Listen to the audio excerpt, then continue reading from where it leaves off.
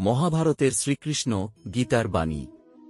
দেখুন, শ্রীকৃষ্ণ গীতার সেই 6টি অমূল্য বাণীগুলো বলেছেন, যা আমাদের সেইগুলি একান্তই জানা প্রয়োজন। চলুন তাহলে আমরা সেই অমূল্য গীতার বাণীগুলি জেনে নিই।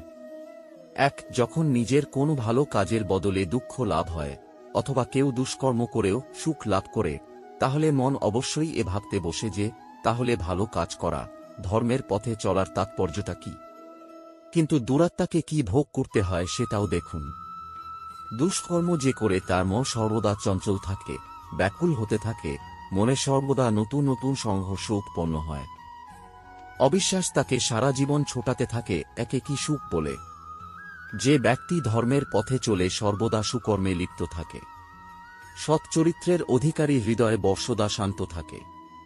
পরিস্থিতি তার জীবনের সুখের বাধা হয়ে দাঁড়ায় না। সমাজে তার সম্মান আর মনের সন্তোষ অক্ষেত থাকে সর্বদা। অর্থাৎ ভালো ব্যবহার ভবিষ্যতে সুখের পথ দেখায় না, ভালো ব্যবহার নিজেই সুখ দেয়। অপরদিকে দুর্ব্যবহার ভবিষ্যতে দুঃখের পথ দেখায় না, অধর্ম সেই মুহূর্তে দুঃখকে উৎপন্ন করে। ধর্ম থেকে সুখ পাওয়া যায় না, ধর্মই স্বয়ং সুখ। ভগবান শ্রীকৃষ্ণ। 2. ভবিষ্যৎ তো প্রতিদিন প্রতিক্ষণে নির্মিত হয়। ভবিষ্যৎ যে কিছু নয়, মানুষের আজকের নির্ণয় ও কর্মের পরিণাম আগামীর ভবিষ্যৎ। আপনি যদি আজ কোনো নির্ণয় করে সন্তোষ বোধ করেন, তবে বিশ্বাস রাখুন ভবিষ্যতে অবশ্যই তার থেকে সুখ লাভ হবে।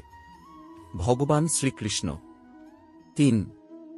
যে স্বাদ থেকে মুক্তি পাওয়ার জন্য আহারকেই ত্যাগ করে, বাস্তবে তার মন থেকে স্বাদের লালসা কখনোই যায় না। তার দুপ্রকারের হানি হয়। প্রথমত, সে দুর্বল হয়ে পড়ে, যার কারণে পরমাত্মাকে প্রাপ্ত করার জন্য যে প্রচেষ্টা অনিবার্য তা সে করতে সক্ষম হয় না। আর দ্বিতীয়ত, সর্বদাই তার মন স্বাদ গ্রহণের লালসায় পূর্ণ থাকে। এই হেতু আহার ত্যাগের চাইতে উত্তম কার্য স্বাদ গ্রহণের লালসাকেই ত্যাগ করে ফেল।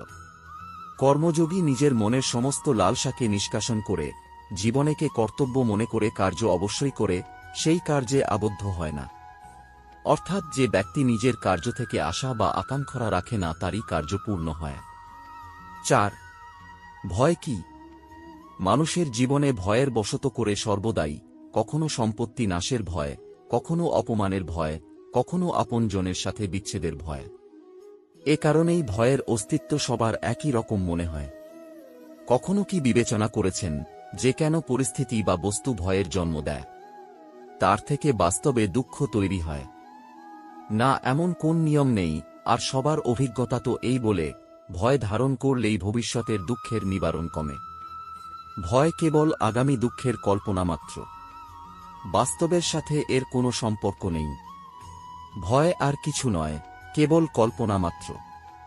ভয় থেকে মুক্তি পাওয়া কি খুব কঠিন কাজ? অবশ্যই বিচার করে দেখুন। 5. পূর্বপুরুষদের ইচ্ছা, আশা, মহৎ আকাঙ্ক্ষা, ক্রোধ, বিবাদ, প্রতিশোধ এসব কিছুর ভার নতুন প্রজন্মকে বহন করতে হয়। মাতাপিতা নিজের সন্তানকে দিতে তো চান বিশ্বের সমস্ত সুখ, কিন্তু দিয়ে ফেলেন নিজের জমানো পীড়ার সত্তা।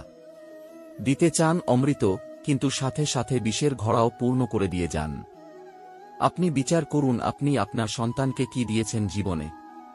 অবশ্যই প্রেম, জ্ঞান, সম্পত্তি এসব দিয়ে থাকবেন, কিন্তু তার সাথে সাথে ওদের মনে বিষ দেননি তো?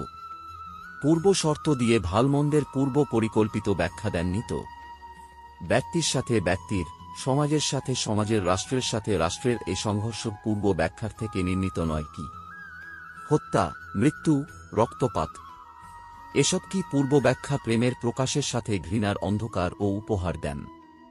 অন্ধকার মনের হোক, হৃদয়ের হোক বা বাস্তবিক হোক, তার থেকে কেবল ভয়ের উৎপত্তি হয়। কেবল ভয়। স্বয়ং বিচার করুন। 6. কখনো কখনো কোন ঘটনা মানুষের জীবনের সকল পরিকল্পনা ভেঙে দেয়, আর মানুষ সেই আঘাতকেই জীবনের কেন্দ্র বানিয়ে নেয়। কিন্তু ভবিষ্যৎ কি মানুষের পরিকল্পনার আধারে নির্মিত হয় না? যেভাবে কোন উঁচু পর্বতে যে ব্যক্তি সর্বপ্রথম চড়ে, সেই পর্বতের পাদদেশে বসে সে যা পরিকল্পনা করে, সেই পরিকল্পনাই কি তাকে পর্বতের শিখরে পৌঁছে দিতে পারে? না, বাস্তবে যত উপরে ওঠে তত নিত্যনতুন পরীক্ষা, নতুন বিড়ম্বনা, নতুন ধরনের অবরোধের সম্মুখীন হয়। প্রত্যেক পদে তার পরবর্তী পদক্ষেপ ঠিক করতে হয়। প্রত্যেক পদে তাকে পরিকল্পনা বদলাতে হয়। না হলে যদি পুরাতন পরিকল্পনা তাকে খাদের দিকে ঠেলে দেয়, সে পর্বতকে নিজের যোগ্য করে গড়ে তুলতে পারে না। কেবল নিজেকে পর্বতের যোগ্য তৈরি করার চেষ্টা করতে পারে। আচ্ছা, জীবনের ক্ষেত্রে তো এমনি হয়, তাই না? যখন মানুষ তার কোনো একটি ক্ষেত্রে বাধা, কোনো একটি অবরোধকে জীবনের কেন্দ্র বানিয়ে নেয়, নিজের জীবনের গতি থামিয়ে দেয়, তখন সে তার জীবনে সফল হতে পারে না সুখ আর শান্তি প্রাপ্ত করতে। অর্থাৎ জীবনকে নিজের যোগ্য করে তোলার বদলে স্বয়ং নিজেকে জীবনের যোগ্য করে তোলাই কি সাফল্য আর সুখের একমাত্র মার্গ নয়? স্বয়ং বিচার করুন। আপনাদের এই ভিডিওটি ভালো লেগে থাকলে আপনার বন্ধু বা আপনার আপনজনদের সাথে শেয়ার করবেন। ভালো থাকবেন। ঈশ্বর আপনার মঙ্গল করুন। জয় শ্রী কৃষ্ণ। রাধে রাধে।